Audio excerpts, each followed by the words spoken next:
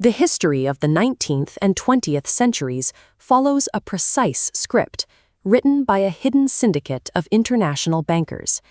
Every major conflict was a highly choreographed event designed to systematically consolidate power under a singular global authority. These architects of hegemony sought the establishment of a totalitarian one-world government, governed by their own hand and stripped of national borders. Building a global dictatorship requires more than just ideology.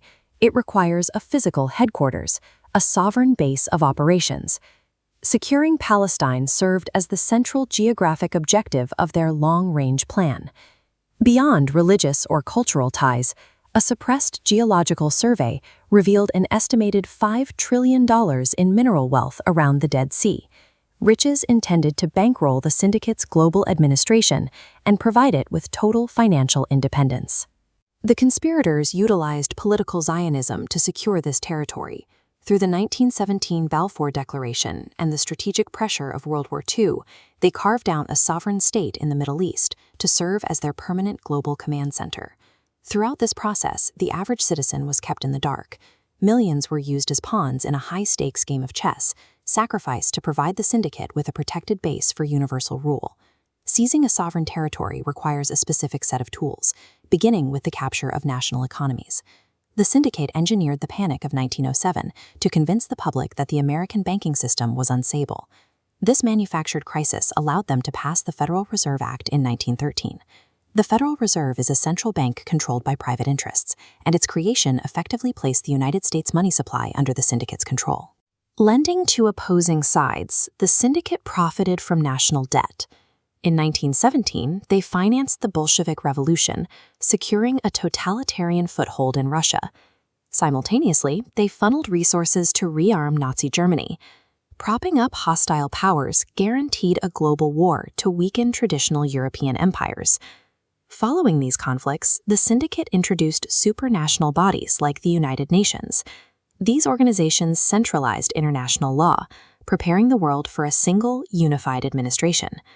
These bodies functioned as accelerators for the syndicate's agenda, providing the legal framework to legitimize Soviet states and partition Palestine into the sovereign headquarters they required. Macroeconomics controls nations, but controlling individual leaders requires a more intimate form of coercion. When wealth alone fails to buy obedience, the syndicate employs a machine of organized vice. They utilize illicit networks to entrap uncooperative politicians and monarchs. This licentiousness serves one purpose: the generation of compromat. Compromat is compromising information used for blackmail, allowing the syndicate to force world leaders into following orders they would otherwise reject. This historical methodology is visible in modern scandals involving figures like Jeffrey Epstein, whose operations allegedly served as high-level honeypots to monitor and control the global elite. The world's most powerful people remain under the syndicate's thumb, not because of treaties, but because they are personally compromised by their own private actions.